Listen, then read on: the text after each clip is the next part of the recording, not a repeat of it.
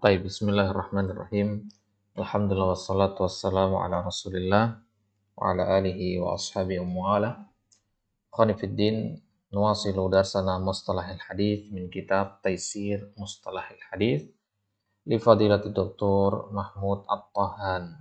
Ghafarallahu lahu wa li walidayhi wa li masyaikhihi wa li jami'il muslimin. Baik.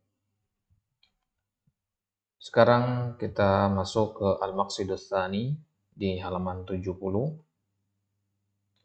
Itu pembagian al-khabar al-maqbul ila ma'mulin bihi wa ghairi ma'mulin bihi.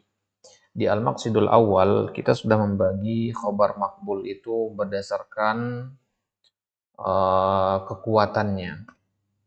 Ya, artinya pembagian khabar maqbul maksudnya menjadi as-sahih, al-hasan, as-sahih li ghairihi, al-hasan li ghairihi, dan terakhir khabarul ahad, al-muhtab bil qara'in. Nah, sekarang kita akan membagi khabar maqbul menjadi dua, ma'mulin bihi wa ghairi ma'mulin bihi. Ma'mul artinya diamalkan. Ya, kalau diamalkan artinya dia dianggap sebagai sebuah hujjah. Baik. Yang qasimul khabarul maqbulu ila qismain, dibagi menjadi dua khabar makbul itu. Ingat, kita masih berbicara masalah yang makbul, khabar yang diterima. Artinya secara sanad, secara matan dia diterima, dan secara hujjiyahnya dia juga diterima. Nah, itu yang dimaksud dengan khabar makbul ma'mulun bihi. Jadi kalau dikatakan khobar makbul, artinya secara syarat-syarat dalam ilmu hadis sudah terpenuhi.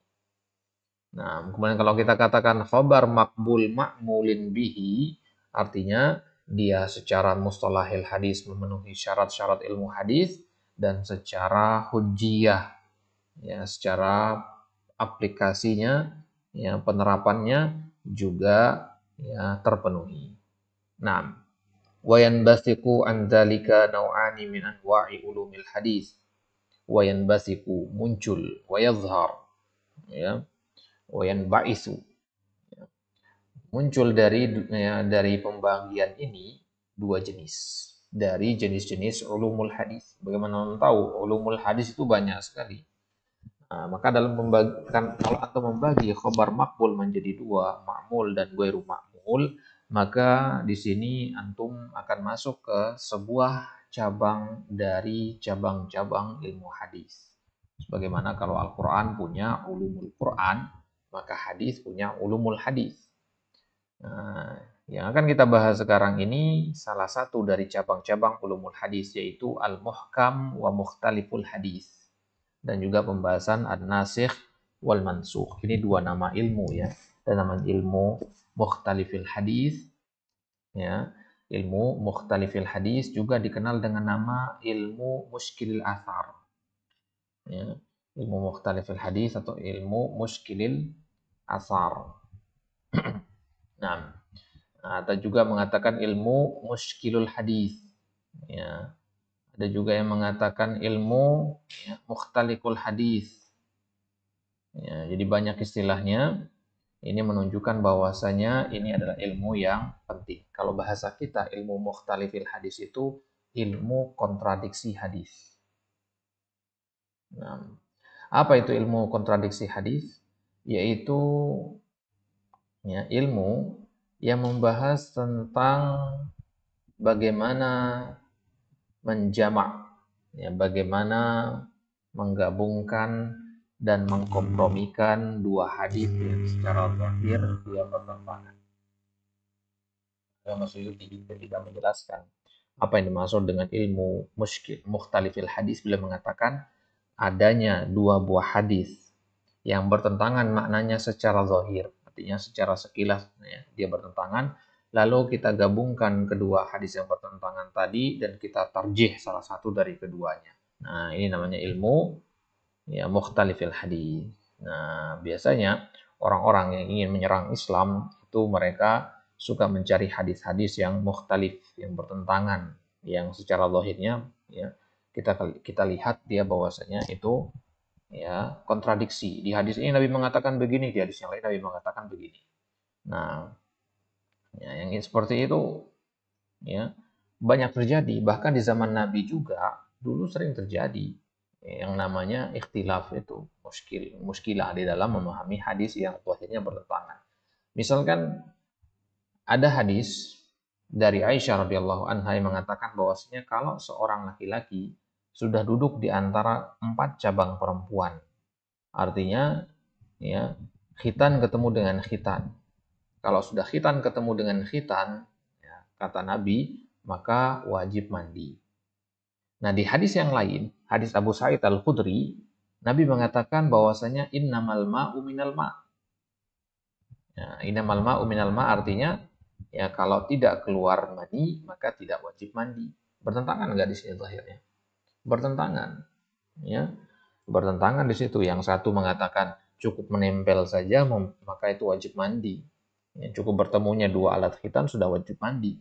Tapi di hadis Abu Sa'id Nabi katakan ya, harus inzal, ya, harus keluar mani. Nah, taruhnya. Lantas bagaimana jamaknya? Ya, ya, jamak itu artinya mengkompromikan. Kalau tidak bisa dikompromikan, maka kita lompat ke metode selanjutnya namanya metode tarjih. Ya, kita kuatkan salah satu dari 2 hadis. Nah, kalau kita lihat zahirnya hadis ini bertentangan, maka salah satunya harus kita kuatkan. Karena di sini kan ya nggak bisa dijamak dia, nggak bisa dikompromikan. Yang satu mengatakan hanya sekedar menyentuh, mandi. Yang satu mengatakan harus inzal, baru mandi, baru wajib mandi. Nah, ini nggak bisa dijamak ini. Nah, lantas kita pindah ke metode tarjih. Bagaimana mentarjihnya? Kita tarjih hadis yang pertama. Kenapa? Karena Aisyah yang meriwayatkan. Aisyah lebih paham masalah urusan rumah tangga Nabi daripada hadis yang kedua. Siapa perawi hadis yang kedua? Abu Sa'id Al-Khudri. Ya, mengingat Aisyah itu lebih ya, lama kebersamaannya dengan Nabi SAW. Ya, juga ya, beliau yang ya, 24 jam bersama Nabi. Tidak seperti halnya Abu Sa'id Al-Khudri. Nah, ini contoh yang disebut dengan para ulama dengan istilah ilmu mukhtalifil hadis. Ya, ilmu mukhtalifil hadis. Banyak kitab para ulama, di antaranya kitab yang membahas tentang ilmu mukhtalifil hadis atau ilmu mukhtalaful hadis ini. Ya, ada kitab yang berjudul Muskilul Hadis.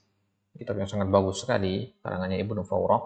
Di situ disebutkan ya, bagaimana metode para ulama dalam menyikapi hadis-hadis yang zahirnya bertentangan. Ya, hadis-hadis yang mukhtalif, yang bertentangan atau kontradiktif itu biasanya ya, kita temukan dalam kitab-kitab syarah hadis seperti misalkan Fathul Bari, Syarah Sahih Bukhari, ya, atau Syarah Sahih Muslim oleh Imam Nawawi. Di situ kita dapati hadis-hadis yang bertentangan itu. Ya, makanya itu pentingnya kita baca hadis itu melalui syarahnya, gitu ya. Type. Ya, kita kembali ke kitab. Jadi ada sebuah cabang ilmu dalam ilmu hadis namanya ilmu mukhtaliful hadis. Ada juga namanya ilmu nasih wal mansukh. Nah, itu yang akan kita bahas sekarang 2 poin ini. Yang pertama al-muhkam wa mukhtaliful hadis. Apa itu al-muhkam? Al-muhkam itu lawan dari mukhtalif ya. Ya, ta'riful muhkam lugatan huwa ismu maf'ulin min ahkama bimakna atqana. Secara bahasa, secara etimologi, bahwasanya muhkam itu adalah isim maf'ul dari kata ahkama. Ahkama itu artinya atqana, mutkin. Hukum itu artinya pasti, ya, tetap, ya, stabil, baku. Ya, makanya dikatakan hukum. Maka ahkama artinya menstabilkan, menetapkan, dan membakukan. Berarti muhkam artinya sesuatu yang baku, sesuatu yang pasti. Baik. Makanya antum kenal istilah ayat-ayat muhkam, ayat-ayat mutasyabih. Baik. Kemudian secara istilah bagaimana? Ya, secara istilah yang dimaksud dengan al-muhkam adalah al-haditsul maqbul, hadis yang diterima sebagai dalil.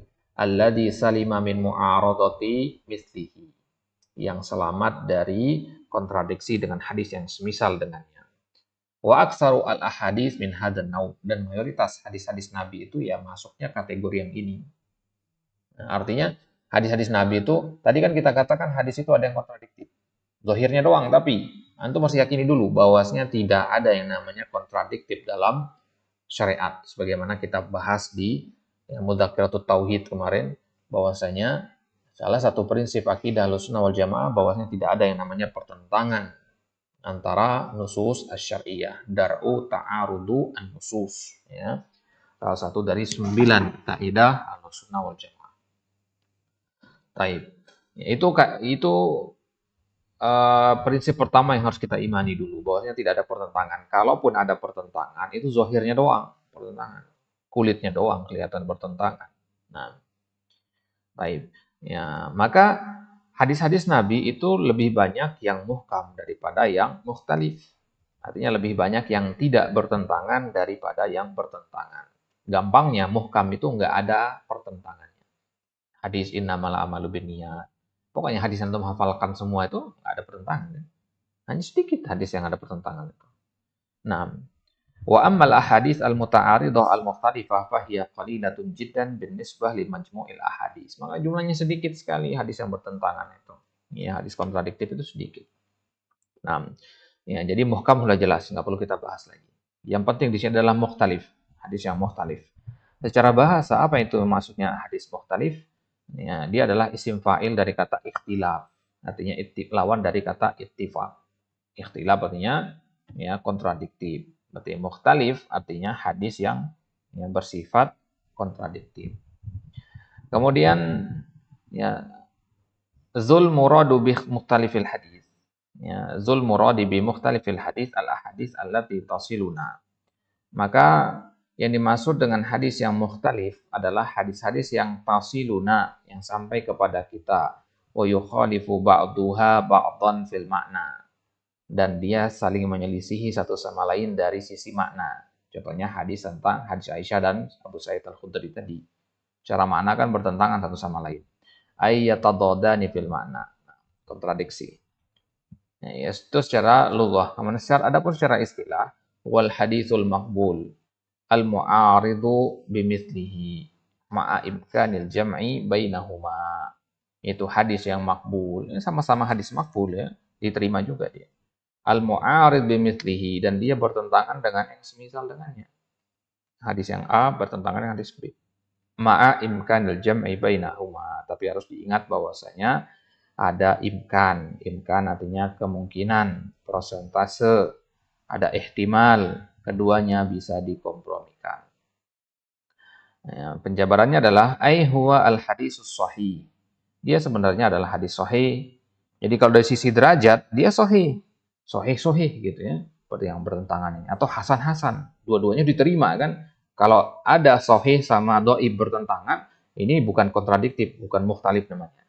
Ya udah berarti yang dipakai yang sahih gitu aja. Ya. Tapi ini masalahnya sama-sama sahih atau masalahnya sama-sama hasan atau sahih dengan hasan gitu.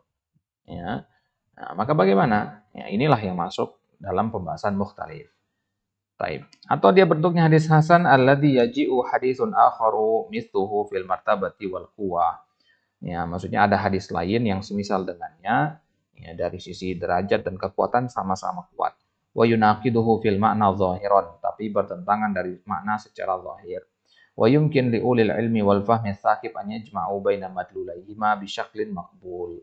Dan bagi orang ulil ilmi, ya, bagi orang yang punya ilmu, wal fahmi tsaqib, dan pemahaman yang tajam, hanya mereka yang yumkin, yang mampu, an yajma'u, mengumpulkan baina madlulaihima, ya, mengumpulkan makna dari kedua dalil tersebut bi syaklin maqbul, dengan bentuk yang bisa diterima. Ya, artinya apa?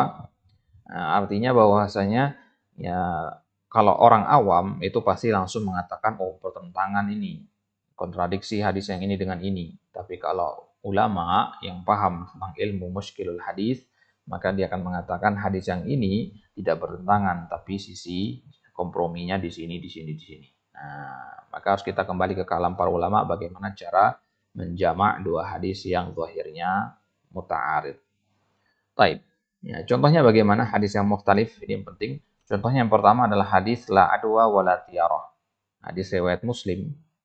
Ya, kalau riwayat Muslim berarti sahih kan? Ya, ada di dalam Sahih Muslim.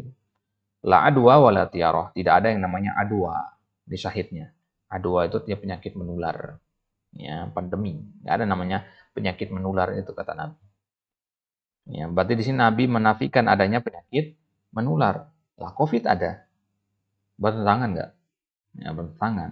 Nah, dan Nabi juga di hadis yang lain, riwayat Bukhari mengatakan, firro minal majzumi, firoroka minal asad. Kaburlah dari penyakit kusta, sebagaimana engkau kabur dari singa. Kusta, ya termasuk A2 bukan? Termasuk dari penular dia. Nah, jadi ini penyakit yang ya, kusta, lepra itu penyakit yang kalau sudah sampai level parah itu anggota tubuh akan berguguran, membusuk dan berguguran. Tangan, kaki itu berguguran, dicopot. Ya. Jadi jaringan-jaringan kulit ini sudah lepas, otot-ototnya sudah lepas. Ya, bayangin bahaya sekali berarti penyakit ini. Maka Nabi mengatakan kalau kalian mendengar ada penyakit juzam, ya, makanya ya, kita diminta oleh Nabi untuk minta perlindungan dari penyakit ini. A'udzubika minal jazmi, minal juzami. Al juzam itu penyakit ini maksudnya. Nah, maka kalau antum dengar ada orang yang terkena penyakit kusta atau lepra, jauhi segera. Sebagaimana antum menjauhi singa. Nah, majazum itu orang yang terkena penyakit juzam. Nah, ya. Kenapa Nabi suruh kita untuk lari dari orang yang kena juzam? Ya, karena dia mengidap penyakit yang gampang menular, gitu. Contagious, ya, gampang menular. Al-ladaini rawahuma al-Bukhari. Yang mana hadis ini diriwayatkan juga oleh Imam Bukhari. Berarti kedua-duanya hadis yang sahih. Nggak bisa salah satu kita ambil, yang satu dibuang. Beda halnya kalau hadis pertama sahih, hadis kedua dhaif. Gampang. Pilih aja yang sahih gitu. Nah, jadi agak bingung kalau kita ya baru-baru belajar akan bingung di sini. Fahadani haditsani sahihan. Maka dua hadis ini adalah hadis yang sahih, zahiruhuma at-ta'arud, tapi zahirnya hadis ini keduanya kontradiksi. Kenapa? Li'annal awwala yanfil adwa wa tsani yusbituha. Karena hadis yang pertama, riwayat Muslim itu mengatakan bahwasanya tidak ada namanya penyakit menular, sedangkan di hadis yang kedua Nabi menetapkan adanya penyakit menular. Yang benar yang mana? Ada nggak penyakit menular itu? Ya. Ya, di kesempatan pertama Nabi bilang nggak ada, kesempatan kedua Nabi bilang nggak ada. Waqad jama'al ulama ubainahuma. Para ulama pun mengkompromikan antara dua hadis ini. Nggak mungkin Nabi berbohong di sini. Wa waffaqu baina ma'nahuma ala wujuhin muta'addidah. Maka kemudian mereka mengkompromikan antara kedua makna dari kedua hadis tadi dari sisi yang berbeda-beda. Azkuruhuna makhtarahu al-Hafiz Ibnu Hajar. Ya, di sini penulis akan bawakan ucapan yang dipilih ya, atau pendapatnya Ibnu Hajar. Ya, ini dalam Fathul Bari ya. Wa mufaduhu mayali, dan ringkasannya seperti ini. Kaifiyatu al-jam'i bainahuma, bagaimana mengkompromikan antara dua hadis tadi. Wa kaifiyatul jam'i baina hadaini al-haditsain an yuqala. Ini ucapannya Ibnu Hajar ya. Ya, kata Ibnu Hajar bahwasanya cara mengkompromikan antara dua hadis tadi, innal adwa manfiyatun wa ghairu sabita. Yang benar bahwasanya penyakit menular itu adalah manfiyah, dinafikan, ditiadakan. Wa ghairu sabitah, dan dia tidak ada. Bidalilin qaulihi sallallahu alaihi wasallam la yu'di syai'un syai'an. Sesuatu itu tidak bisa menulari sesuatu yang lain. Apa maksudnya? Wa qauluhu liman aradahu bi annal ba'ira al-ajrab yakunu bainal iblis sahihah fa yukhalituha fatajrab. Faman a'dal awal, yakni anna Allah Ta'ala ibtada'a dzalikal marada fi tsani kama ibtada'ahu fil awal. Perhatikan di sini. Ini masalah akidah juga di sini ya. Nah, Nabi juga bersabda di kesempatan yang lain tentang ya seekor unta yang penyakitan ya, ditaruh di antara unta-unta yang sehat. Maka unta-unta yang sehat itu kemudian terkena penyakit juga sebagaimana unta yang pertama. Nah, Nabi mengatakan nggak ada yang namanya saling tular menulari itu. Ya, maka Nabi bilang faman a'dal awal. Ya, kalau antum katakan bahwasanya unta yang kedua tertulari unta yang pertama, siapa yang menulari unta yang pertama? Jadi maksudnya? Nah, maka maksud Nabi di sini adalah bahwasanya ya Allah lah yang memunculkan penyakit itu pada unta yang kedua sebagaimana dia memunculkannya pada unta yang pertama. Nah, karena apa di sini? Karena kalau kita mengatakan unta yang pertama menulari unta yang kedua, ini kan berarti kita menyandarkan bahwasanya yang mampu memunculkan penyakit itu bukan Allah tapi si unta tadi gitu. Ya, baik. Wa ammal amru bil firari minal majzum. Adapun perintah Nabi untuk lari dari penyakit juzam, famin babi saddid dzara'i, itu termasuk satu dzari'ah yang menutup celah kepada mudarat. Ai li alla yattafiqa li syakhsi alladhi yukhalitu dzalikal majzum husulu syai'in lahu min dzalikal marad bi taqdirillah ta'ala ibtida'an. Nah, jadi kenapa kita diperintahkan oleh Nabi untuk menjauh dari orang yang terkena penyakit menular? Ya, karena ya kita diperintahkan di situ untuk menghindari kita itu ya terkena sesuatu yang bisa mengakibatkan kita tertulari penyakit. Tapi itu semua atas izin dari Allah. Ibtidaan, la bil adwal manfiyah, bukan karena ya penyakit menular itu. Jadi bukan berarti ada orang terkena penyakit menular kemudian kita deketin, enggak begitu. Bukan begitu Pak pemahamannya ya. Ya, tetap kita menjauh dari orang yang terkena penyakit menular itu. Tapi kita menjauh di situ, ya, jangan yakini bahwasanya kita selamat dari penyakit itu. Mau kita tinggal sendirian di tengah hutan, nggak ada interaksi dengan manusia satupun, tetap bisa terkena penyakit. Ya, artinya yang mendatangkan penyakit itu dari awal mulanya adalah Allah Subhanahu Wa Taala, bukan dari orang yang menulari kita. Orang yang menulari kita itu hanyalah sebagai perantaranya saja. Ini makanya tadi kita katakan ini berkaitan dengan akidah. Ya, perkara akidah di sini. Fayudhannu anna dzalika kana bisabab mukhalatatihi law fayataqida sihhatal adwa fayaqa fil ismi fa umira bi tajannubil majzum daf'an al wuqu'i fi hadzal i'tiqad alladhi yusabbibu al wuqu'a fil ismi. Karena kalau kita meyakini adanya penyakit menular berdosa kita. Ya. Ya. Karena kalau kita meyakini penyakit menular kita hanya fokus kepada menjaga wasilah saja. Pakai masker ketika COVID, hanya fokus pada itu, fokus cuci tangan, tapi lupa bahwasanya penyakit corona itu berasal dari Allah Subhanahu wa taala, kuasa Allah itu. Ya, artinya mau kita pakai masker berapa lapis pun menjaga interaksi dari orang sebagaimanapun, ya tetap akan bisa terkena kalau memang Allah Subhanahu wa taala mengatakan kun fayakun. Maka akan ya jatuh kepada dosa kita kalau kita hanya fokus kepada memikirkan bagaimana menghindar dari penyakit menular tanpa mengingat dari siapa penyakit menular itu datang. Bahwa apa hikmahnya Allah Subhanahu wa taala menurunkan penyakit itu. Nah, itulah kenapa di atas mimbar-mimbar para khatib, para ya khutbah, ya para wu'az itu mengingatkan kita bahwasanya ya ketika pandemi kemarin bahwasanya pandemi itu ya bukanlah ya sesuatu yang apa namanya yang alami, tapi dia adalah sesuatu yang memang sebagai teguran bagi hamba ya ya Nabi Allah SWT mengatakan bahwasanya ya tidak ada suatu musibah kejadian kecuali itu bima kasabat aidin nas ya, disebabkan oleh ya, perbuatan tangan manusia itu sendiri. Nah, jadi kesimpulannya dari hadis ini bahwasanya tidak ada pertentangan berarti karena yang dimaksud oleh Nabi di hadis yang pertama la adwa itu maksudnya tidak ada penyakit menular ya karena orang Arab itu meyakini bahwasanya ya penyakit itu ya apa namanya menular dari yang pertama, dari pengidap yang pertama. Ya, dan mereka tidak menganggap bahwasanya awal penyakit itu dari Allah Subhanahu wa taala. Baik. Karena ulang sekali lagi tentang hadis ini kalau masih belum paham. Hadis yang pertama itu hadis Abi Hurairah la adwa wala tiyarah riwayat Muslim. Hadis yang kedua juga hadis apa namanya? Hadis apa nama? Abu Hurairah juga ya.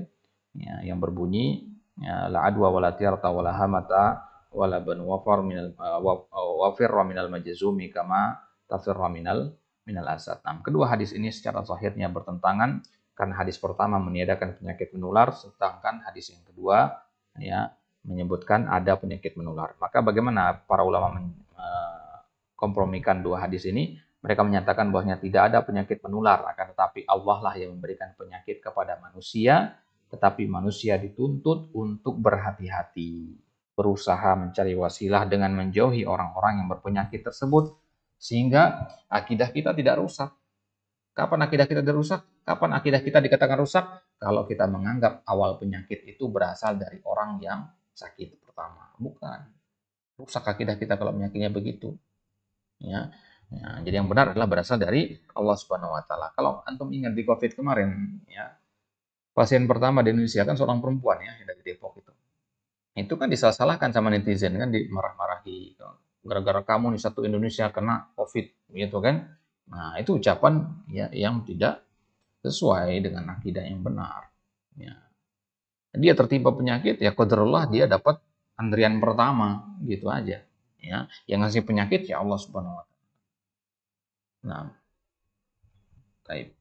Nah, ini dia ya apa namanya? Jawaban dari Ibnu Hajar tentang bagaimana kompromikan antara dua hadis yang secara zahirnya kontradiktif. Yang kelima, madza yajibu ala man wajada hadisain muta'aridain maqbulain. Lantas bagaimana? Apa sikap kita ketika kita mendapati ada dua hadis, dua-duanya hadis yang makbul tapi dia kontradiktif? Yang pertama, alaihi an yattabi'al marahil atiyah. Dia harus mengikuti tahapan-tahapan berikut. Nah, ada fase-fasenya. Fase yang pertama, idza amkana al-jam'a bainahuma ta'ayyana al-jam'u wa wajaba al-'amalu bihima. Kalau bisa untuk dikompromikan, maka kita berusaha untuk mengkompromikan dan kita amalkan hasil kompromi tadi.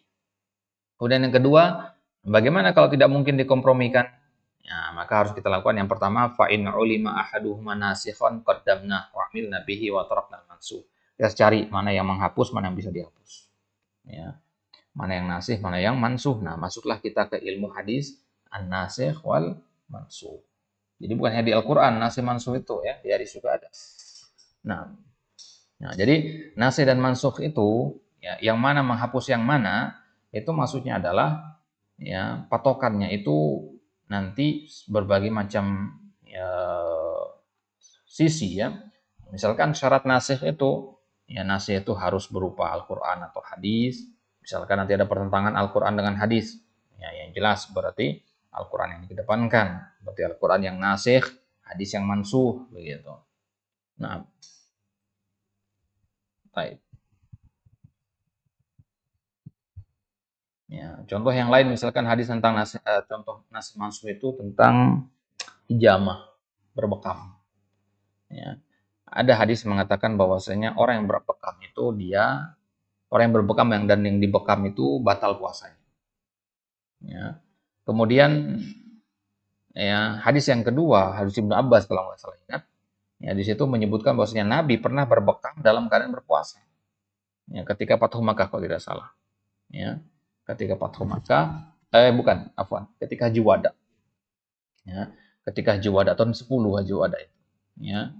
Nah, hadis yang mengatakan bahwasanya orang yang bekam dan orang yang dibekam itu batal puasanya, itu ternyata diriwayatkan ketika Fathu Makkah tahun ke-8. Ya, Fathu Makkah itu kan tahun ke-8. Nah, kemudian hadis yang menyebutkan bahwasanya Nabi berbekam dalam kondisi berpuasa itu ketika Haji Wada tahun ke-10. Nah, berarti yang mana yang nasih, yang mana yang mansuh di situ? Ya, hadis yang kedua memansuhkan hadis yang pertama karena dia datang belakangan gitu kan. Nah, ini contoh ya yang disebut dengan istilah nasakh ya. Baik. Baik. Akan tapi bagaimana kalau nggak bisa dinasakh? Artinya kita secara periwayatan kita nggak tahu yang ini direkam tahun berapa, ini tahun berapa, kita nggak tahu. Wa in lam yu'lam dalika, maka fase yang kedua ya kalau kita nggak tahu mana yang nasih, mana yang mansuh, rajjahna ahadahuma 'alal akhar biwajhin min wujuhit tarjih. Kita rojihkan salah satu dari yang dua ya menurut kaidah-kaidah tarjih allati tablughu khamsina wajhan aw aktsar. Yang mana metode tarjih itu sendiri ya lebih dari 50 metode. Ya, perinciannya atau bisa buka kitab-kitab yang kita sebutkan tadi, misalkan kitab Tahawi tentang muskilul asar, muskilul hadis. Suma amilna birrajih, barulah kemudian kita amalkan ya yang rajihnya. Nah, artinya bahwasanya ya untuk ada proses untuk mentarjih, tarjih itu menguatkan. Proses untuk menguatkan itu melalui 50 jenis. 50 jenis atau lebih proses tarjih. Nah, kalau sudah melalui tahapan tarjih yang 50 itu, barulah akan jelas nanti di situ, oh ini yang lebih kuat daripada ini. Ingat, bukan ini yang salah, ini yang benar, tapi ini yang lebih kuat secara pendalilan. Nah, kemudian kalau kalau setelah kita tarjih melalui 50 metode tadi ternyata nggak ketemu-ketemu dan ini jarang sekali terjadi, ya, maka masuk ke tahapan yang terakhir. Wa illam yatarajja ahaduhuma 'alal akhar wa huwa nadir. Langkah yang seperti ini biasanya tawaqqafna 'anil amali bihima hatta yadhhara lana murajjih. Kita tawakuf. Kita tidak amalkan dua hadis itu. Kedua-duanya tidak kita amalkan. Dan ini jarang terjadi seperti ini. Ya, karena semua hadis itu sudah ada penjelasannya dari para ulama. Baik. Kemudian ahamiyatuhu wa man yakmulu lahu hadzal ilmu min ahammi ulumil hadis. Nah, apa pentingnya ilmu ini, ilmu mukhtalifil hadis ini? Ini adalah di antara ilmu yang sangat penting. Kenapa begitu? Yuttaru ila ma'rifatihi jami'ul ulama. Karena para ulama semuanya harus memahami ilmu ini dengan baik. Antum menjadi ahli fikih, ahli hadis apalagi, ahli akidah, ahli usul fikih, semuanya. Antum harus pahami ini. Antum harus belajar ilmu ini. Gak mungkin antum dikatakan ulama kalau nggak belajar ilmu ini. Wa inna ma yakmulu lahu wa yamharu fihi alaihim al-jami'una bainal hadits wal fiqh.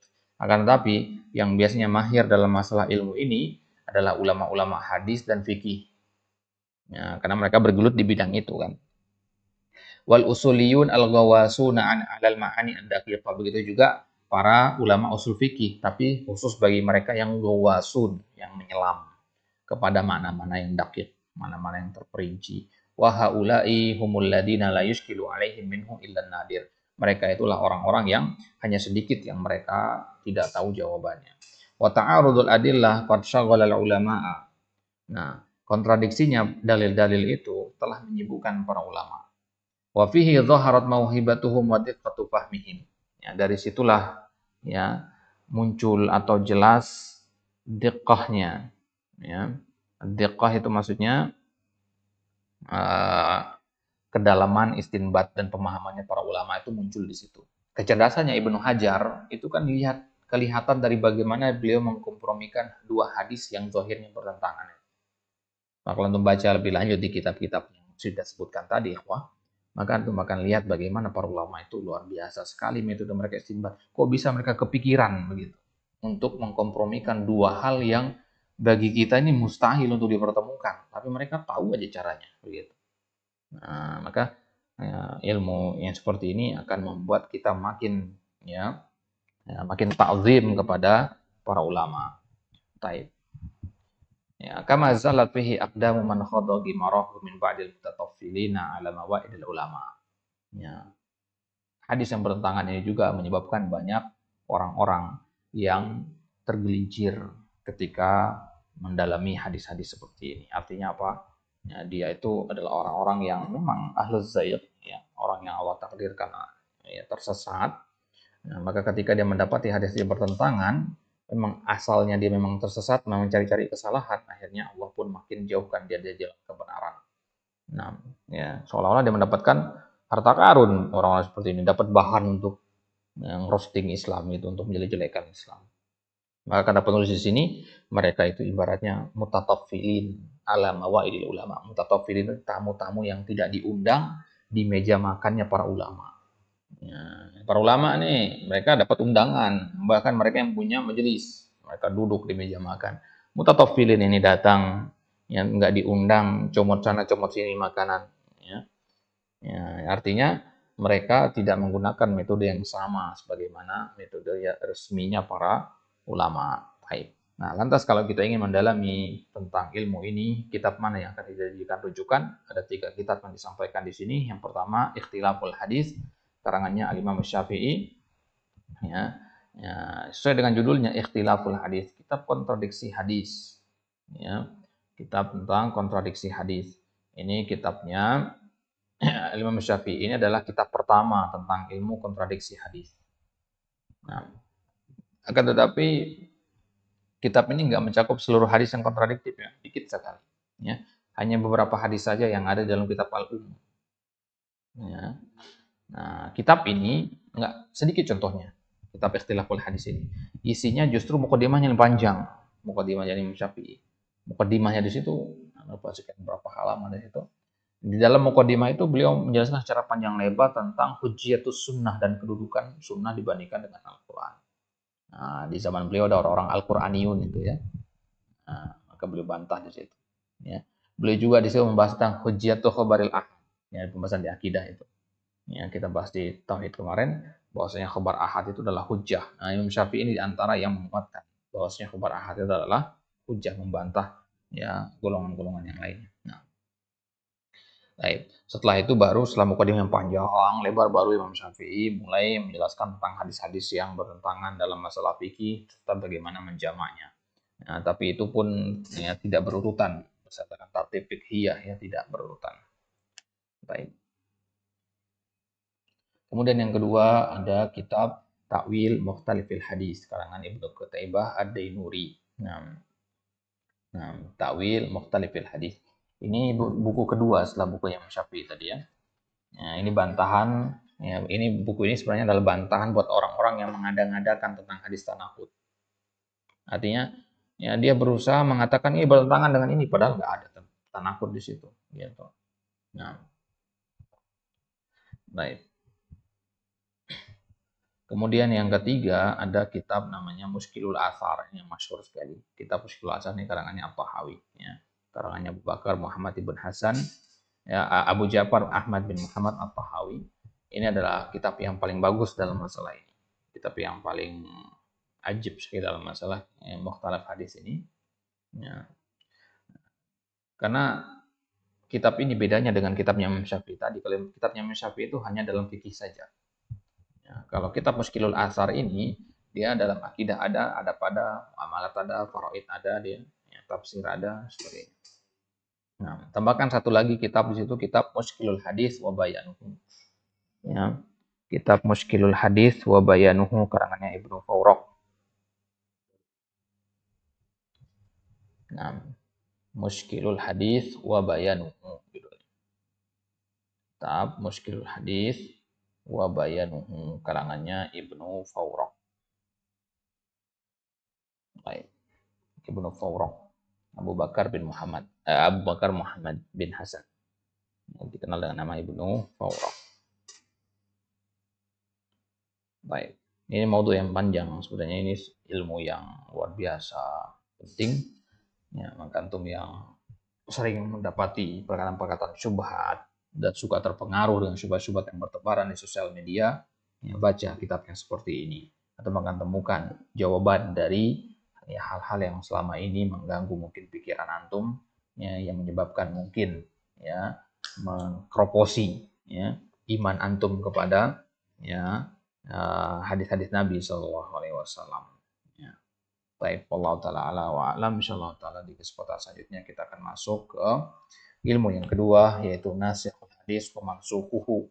Nah, karena tidak akan afdol kalau kita bahas mukhtalifil hadis tanpa ilmu bahas nasikh wal mansukh. Baik, Allah Taala alam wa alam. Sallallahu alaihi wa sallam.